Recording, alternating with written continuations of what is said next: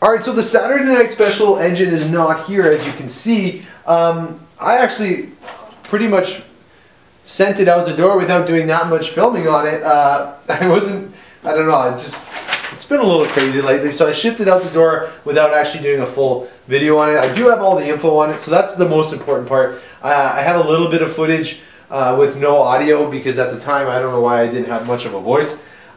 So the more important part, we're going to go through the information that actually went into this engine. It ended up actually going to another mechanic who needed an engine for his C10 pickup. I was able to give him a really smoking deal on it, so he wanted to pick it up right away and get it installed. And that's kind of why in the transition of things, I just kind of forgot to do a film close up on it. But I do have a little bit of footage I'll throw in there for you. But I mean, most of you guys are really just here because you want to know what went into it and what kind of power it made. So we're going to go through all that. A lot of the stuff for that engine I got pre-COVID, before we got all these prices jacked up on us and the availability just went really bad on parts. So I had most of it and I was able to just pass that on to him. So he was really happy. It ended up making more power and especially torque than I anticipated, and I told him that it would. I just told him I wanted to dyno it and then he could have it. And so he was really happy. It all worked out really nicely. But now I got to get this video out to you guys because you guys were looking for this information as well, because you guys also want to build similar combos, and that's what leads me into this. The XR276 seems to be a really popular camshaft that I get asked about a lot of the time, and rightly so. It is a good cam. It's kind of that middle of the line cam, because a lot of guys complain with say like this Dinglewall 355 right here, where we have too big of a cam on a smaller engine. We just don't have a lot of vacuum. The drivability is not going to be really great. The fuel mileage isn't going to be really great, and with gas prices right now, even a little bit helps. So a lot of guys complain. I get in the comments that, oh, it's not really a streetcar engine. So that's why I wanted to put a couple combinations together with parts I had to give you guys realistic horsepower and torque numbers and exactly what went into them. So if you guys are replicating similar combos or have similar combos, you guys are going to have a good idea of what kind of power you're making. So let's just roll into this. Okay, so the block is just a GM basic two-piece rear main block. It's a 010 block, bore 30 over, deck to 9, new cam bearings, frost pulling, etc. installed. So nothing fancy, just a 4-bolt main 010 block, bore 30 over and decked. Nothing fancy, nothing crazy going on. I sonic test each block to make sure they're fine. But other than that, just a regular old 4-bolt main block. Rotating assembly is an Eagle rotating assembly. I'll put the part number up for that. Hyper flat top pistons, 7cc with 7cc pistons, 4 valve reliefs. They are reduced compression height, which isn't ideal, but you can make up with that with a thinner head gasket. They are the 1.548 compression height. The Eagle forged rods, 5.7-inch Eagle forged rods, Eagle cast crank, king bearings, and I used a Summit steel bouncer. Nothing fancy, nice and basic, works great. Let's move on to the cylinder heads. The cylinder heads were a set of Dart Iron Eagles, 180cc cylinder heads. I'll put the part number up. It is an older casting, so the flow numbers are not as good as compared to the newer ones, even with a little bit of bulwark and stuff. They're 202 intake, 1.6 exhaust. They are a good average, aftermarket cylinder head. They're not a great cylinder head. They're not a bad cylinder head. That's why it's good for this combination, because if you say you have a set of AFRs, expect to make more power. If you're using a stock GM head with this cam, expect to make less power. This is a run-of-the-mill good cylinder head, nothing too fancy. I'll throw the flow numbers up. They're, like I said, 180cc iron head, decent chamber on it. I would say equivalent to a Vortec head, maybe a little bit better on the exhaust side.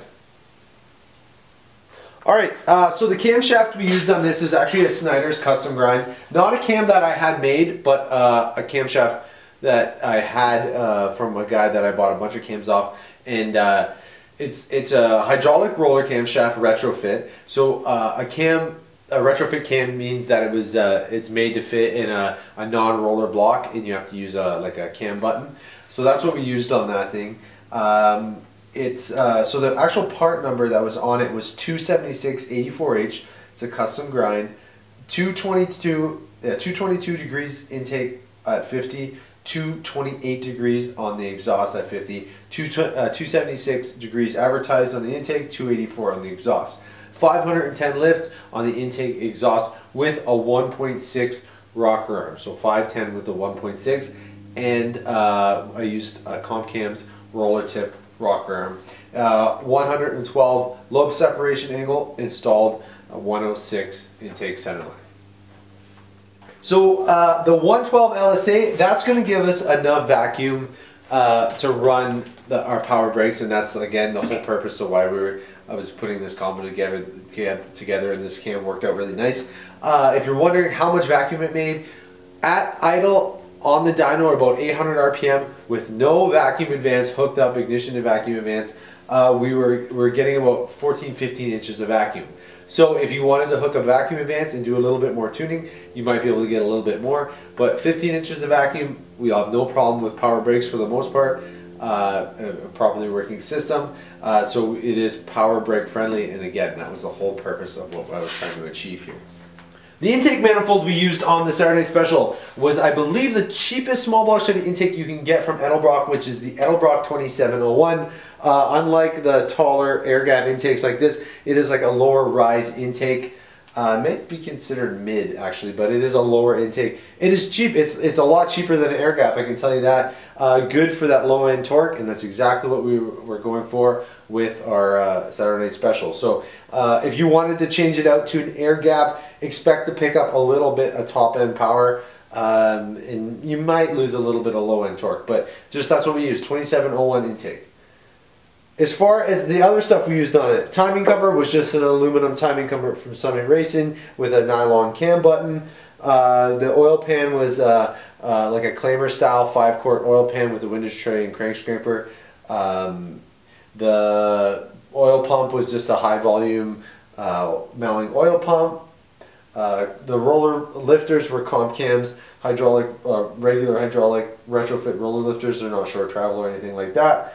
And I think that's we ran it with an Hei Distributor on the dyno, Holley 750 carburetor with a 1/2-inch spacer, and I think that sums it up. If I missed anything, make sure you just ask in the comments, and I'll make sure I'll respond to it.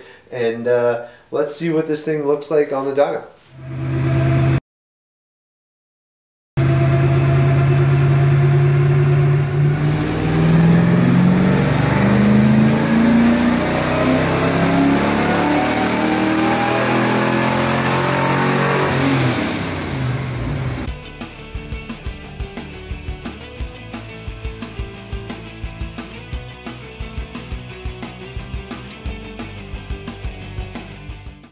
So there you go, guys, a Saturday Night Special. What a little torque monster for a 355 that thing was.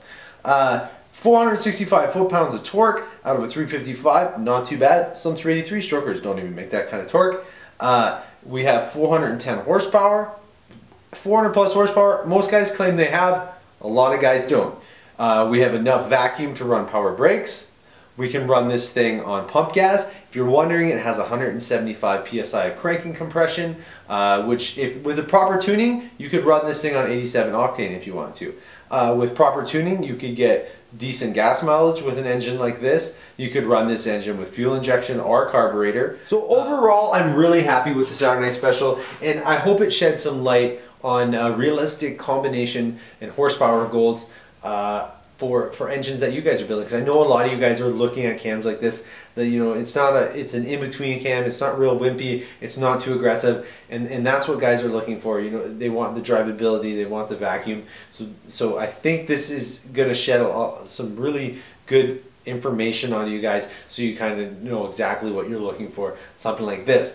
But that leads me to my next thing. Up next, we're going to step things up a couple notches, and we're actually doing the same idea. So pump gas, vacuum, high vacuum engine, but we're going up to a stroker. So it's actually a 388 stroker, a little bit bigger camshaft, a little bit bigger head, 220cc, again, steel heads. So that one I downloaded last week, and it made really, really good torque. Again, just like the Saturday Night Special, but this time we stepped it up a little bit, so it made more horsepower and torque. So look out for that video. It's coming up. If you follow me on Instagram, I did post about it, showing a little snippet of about that engine.